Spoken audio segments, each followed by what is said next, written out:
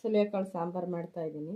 ಸುಲಿಯಕಾಳು, ಮುಳಗಾಯಿ ಒಂದು 3, ಒಂದು ಆಲೂಗೆಡ್ಡೆ, ಬೀನ್ಸು ಇಷ್ಟನ್ನು ಇವಾಗ ನೀರು ಬಿಸಿ ಆಗೈತೆ.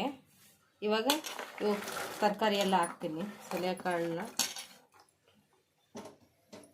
ಬೀನ್ಸು,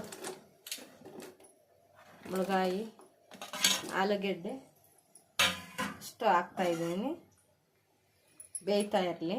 ಇವಾಗ ಖಾರಕ್ಕೆ ತೋರಿಸ್ತೀನಿ.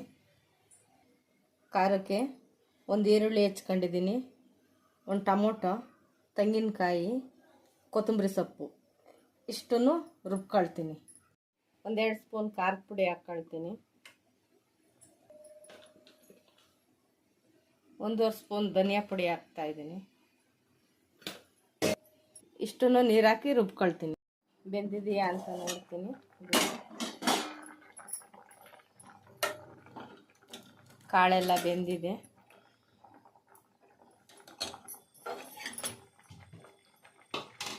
ಇವಾಗ ರುಬ್ಬಿಟ್ಕೊಂಡಿರೋದು ಖಾರ ಹಾಕ್ತಾಯಿದ್ದೀನಿ.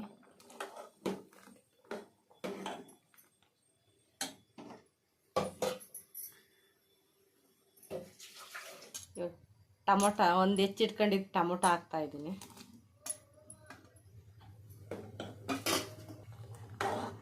ಇವಾಗ ರುಚಿಗೆ ತಕ್ಕಷ್ಟು ಉಪ್ಪು ಹಾಕ್ತಾಯಿದ್ದೀನಿ.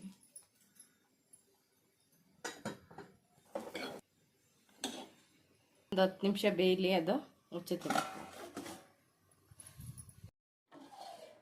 ಇವಾಗ ಸಾಂಬಾರು ಕುದೀತಾ ಇದೆ. ಇವಾಗ ಒಂದು ಒಗ್ಗರಣೆ ಹಾಕ್ತೀನಿ. ಒಗ್ಗರಣೆ ಮಾಡ್ತಾಯಿದ್ದೀನಿ. ಎಣ್ಣೆ ಹಾಕ್ತಾಯಿದ್ದೀನಿ.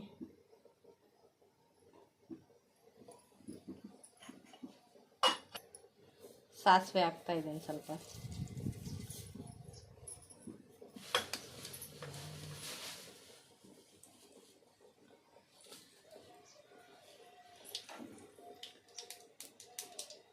ಸ್ವಲ್ಪ ಕರಿಬೇವು ಹಾಕ್ತಾಯಿದ್ದೀನಿ. ಈರುಳ್ಳಿ ಹಾಕ್ತಾಯಿದ್ದೀನಿ.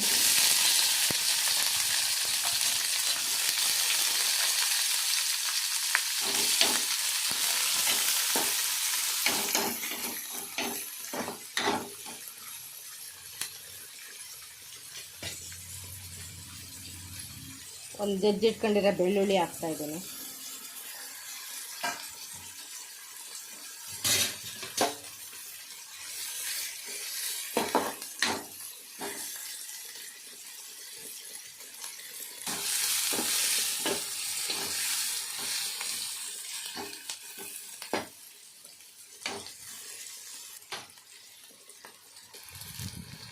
ಸ್ವಲ್ಪ ಅಡುಗೆ ಅರಿಶಿನ ಹಾಕ್ತಾಯಿದ್ದೀನಿ.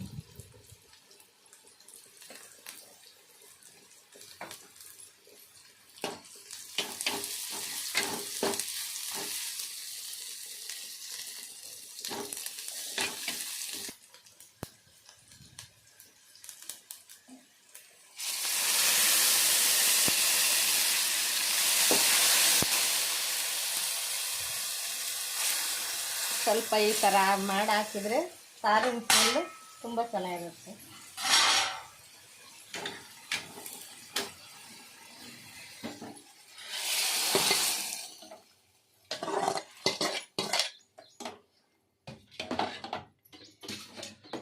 ಇವಾಗ ಸುಲಿಯಕಾಳು ಸಾಂಬಾರು ರೆಡಿಯಾಗಿದೆ.